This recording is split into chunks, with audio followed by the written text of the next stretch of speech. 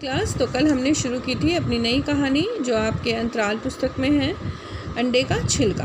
तो देवर और भाभी की बात हो रही है कि क्या बाहर से लाना है, तो अंडे की बात छिड़ जाती है। तो जो भाभी है वो अपने देवर से कहती है कि मुझे पता है कि तुम्हारे भैया भी अंडे खाते हैं और तुम भी।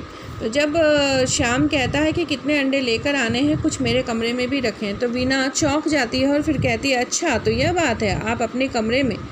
तो श्याम जल्दी से, यानी कि देवर जो है वो जल्दी से बात को काट कर कहता है, फिर कहता हूँ भाभी कि नाम मत लो, अपने कमरे में ना फ्राइंग पैन है और ना स्टोव है जो कोई चीज़ साबित की जा सके। तुम साबित नहीं कर सकती कि मैं अंडे खाता हूँ, कच्चा लाता हूँ और कच्चा ही खाता हूँ। कच्चे अंडे दूध में डाल करके उसका देवर खाता था, इसलिए सुबह दूध की तलब कमरे में होती है, इसलिए मैं दूध अपने कमरे में पीता हूँ। रखने रखाने का प्रबंध पक्का है, मगर तुम कहो कि अम्मा के सामने भी यह बात जाहिर कर दे, तो हरगिज़ नहीं, मैं अपनी माँ को यह बात नहीं बता सकता। हमें अपनी अम्मा से भी प्यार है और अपनी खुराक से भी, मतलब खाना पसंद है तो पसंद है। वीना भाभी कहती है बहुत अच्छी बात है ना, अम्मा की रसोई के बर्तन रोज़ भ्रष्ट करते हो, यह अच्छा प्यार है।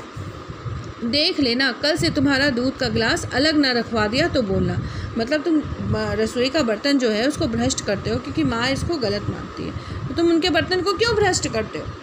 तो फिर वो श्याम गुस्से हो जाता है, फिर वो कहता है अच्छी बात है, तुम हमारा दूध का ग्लास अलग रखवा देना और हम यह फ्राइंग पैन यहाँ से उठवा देंगे। वैसे चाहो तो अब भी समझौता हो सकता है, तुम ज़बान से खाने का काम कर लो, शोर मचाने का नहीं, और मैं अभी जाकर आधे दर्जन वह जो तुम कह रही थी लाए देता हूँ। इस समझौते की खुशी में पैसे भी अपनी जेब से खर्च किए देता हूँ, मंजूर है? अच्छा टाटा।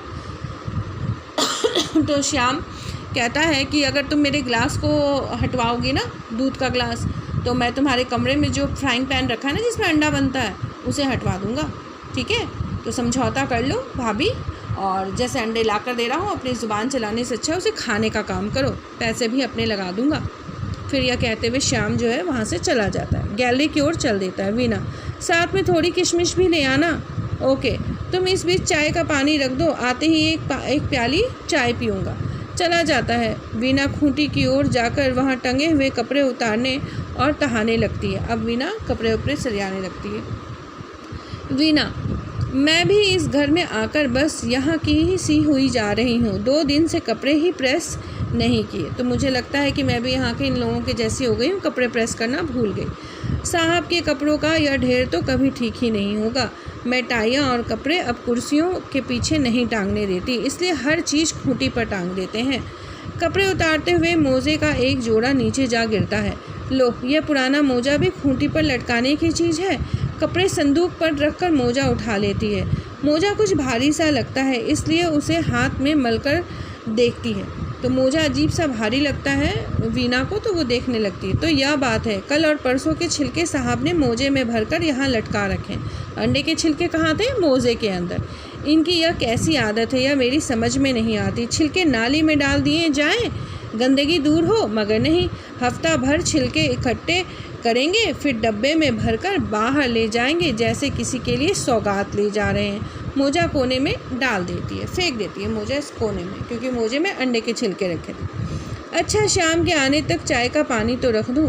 केतली उठाकर बाईं ओर के दरवाजे की तरफ जाती है। पर्दा उठाने पर दरवाज़ा बंद मिलता है। दरवाज़ा खटखटाती है। राधा जी, इतनी देर में दरवाज़ा बंद करके क्यों पड़ गई?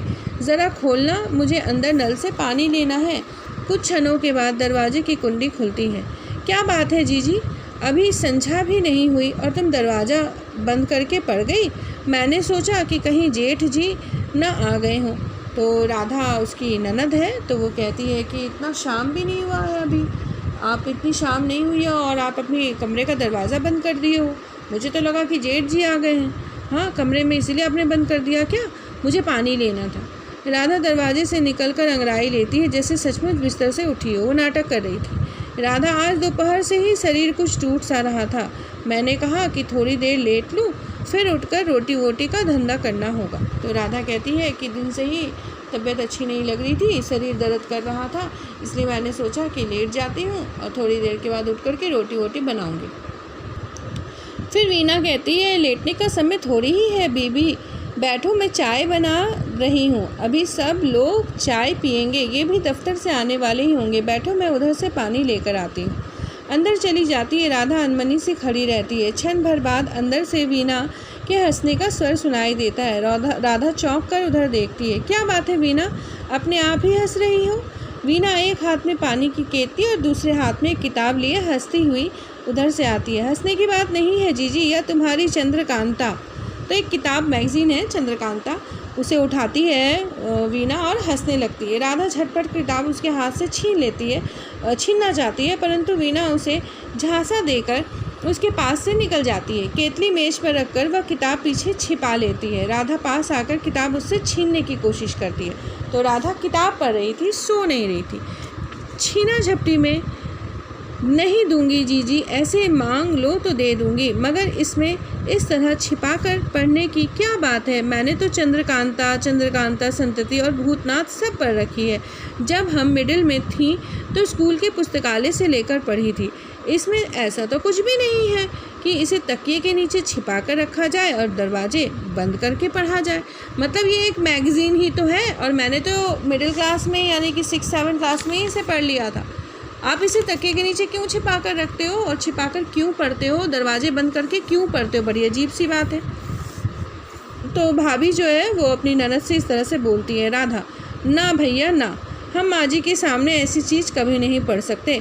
कोई ख़राब बात चाहे हो ना हो, मगर माँ जी देखेगी तो क्या सोचेगी कि रामायण नहीं, महाभारत नहीं, दिन भर बैठ करके किस्से और कहानियाँ पढ़ा करती है। इसलिए मैं अपनी माँ के सामने ये किताब नहीं पढ़ सकती। और हम पढ़ते भी कहाँ हैं?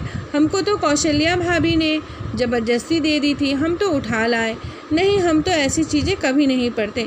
घर के कामों से फुर्सत लगे तो कुछ पढ़े भी, और हमारे पास अपनी गुटका रामायण है, कभी कभी उसमें से ही थोड़ा बहुत बाँच लेते हैं। मतलब कि मैं नहीं पढ़ती हूँ, उसके कहने का मतलब ये था, जो ननद है भाभी की, वो कहती है, जिसका नाम राधा था, वो कहती है नहीं नहीं, मैंने तो कभी इस किताब को नहीं पढ़ा, ये तो कौशल्या भाभी ने दिया था और मेरे पास फुर्सत कहाँ है इसे पढ़ने की। हाँ, और मैं ऐसी किताबें पढ़ती भी नहीं हूँ। माँ क्या सोचेगी? मैं रामायण तो पढ़ती नहीं, महाभारत तो पढ़ती नहीं, और मैं ये मैगज़ीन यानी कि जो वो चंद्रकांता किताब है वो पढ़ रही हूँ, किससे कहानियाँ पढ़ रही हूँ। तुम जानो, इस घर में ये सब पढ़ेंगे तो जान नहीं निकाल दी जाएगी। या तो कौशल्या भाभी हमारे पीछे पड़ गई कि ज़रूर पढ़ो, नहीं तो क्या। तो भाभी ने मुझे ज़बरदस्ती पकड़ा दिया था, लेकिन मैंने पढ़ा नहीं। या तो मैं भी कहती हूँ जीजी कि ज़रूर पढ़ो, बहुत ही इंटरेस्टिंग किताब है। ज़रा बचकाना टेस्ट की ज़रूर है, मगर ठीक है, बहुत अच्छी किताब है। राधा चिढ़कर कहती है, हाँ भाई, हम तुम्हारी तरह पढ़े लिखे तो हैं नहीं। मेरा यह अर्थ थोड़े ही है जीजी, मेरा मतलब तो यह है कि तुम रामायण महाभारत पढ़ने वाली हो, तुम्हें यह किताब ज़रा बचकाना टेस्ट की मालूम होगी। मतलब ये तो किस्से कहानी है, और रामायण महाभारत जैसी किताब थोड़ी है। यह बात तो है ही, मगर सच कहे वीणा, तो इसमें भी तो शूरवीरता की कहानी है।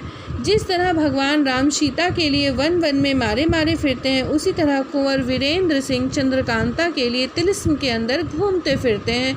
और वीणा हंसती हुई, और जिस तरह भगवान राम समुद्र लांघकर सीता का कल्याण करते हैं, उसी तरह कुंवर वीरेंद्र सिंह तिलिस्म तोड़कर चंद्रकांता का उद्धार करते हैं। तिलिस्म तोड़ना बल्कि समुद्र लांघने से ज़्यादा मुश्किल काम है। तो वीणा हंसते हुए कहती है कि जैसे इस कहानी का जो पात्र है वीरेंद्र, वो अपनी जो सीता चंद्रकांता है उसके लिए जादू टोने को तोड़ने का काम करता है। राधा उत्सुकतापूर्वक, अच्छा एक बात तो बताओ वीणा, तुमने तो सारी किताब पढ़ी है, अंत में जाकर वन कन्या का क्या होता है? कुंवर वीरेंद्र सिंह के साथ उसकी शादी हो जाती है कि नहीं? मेरा दिल तो कहता है कि हो जाती है। वीणा, हाँ हाँ ज़रूर हो जाती है। राधा, और चंद्रकांता के साथ? उसके साथ भी हो जाती है, दोनों के साथ हो जाता है। हाँ भी और नहीं भी। हाँ भी और नहीं भी, यह कैसे? वीणा, यही बता दिया तो फिर पढ़ना क्या रह गया? जब पढ़ लोगी तो अपने आप पता चल जाएगा कि कहानी में क्या होता है। किताब देती हुई, या किताब ले लो, किंतु अभी से दरवाज़ा बंद करके नहीं पढ़ने दूंगी। रात को जब सब लोग सो जाएंगे तो मोमबत्ती जलाकर पढ़ना। मैं भी बहुत दिनों से सोचती थी कि रात को तुम मोमबत्ती जलाकर क्या करती रहती हो। अभी यहाँ बैठो। इस तरह से वीणा कहती है कि दरवाजे को बंद करके किताब मत पढ़ो, ये अच्छा नहीं लगता। रात को जब सब सो जाते हैं मोमबत्ती जलाकर पढ़ती हो ना, मुझे तो पता है, तो तुम वैसे ही करके पढ़ना, लेकिन दरवाजे को बंद करके अभी पढ़ने की ज़रूरत नहीं है। उसे बाँह पकड़कर पलंग पर बैठा देती है और दी हुई किताब भी उसके हाथ से लेकर पलंग पर फेंक देती है। तो अब वो चाहती है कि चाय बना रही हूँ तो सब चाय पिए, वो भी चाय पिए, और वो कहती है किताब को रख दो। ठीक है, तो आज की कहानी यहीं तक, अब आगे की कहानी हम कल पढ़ेंगे।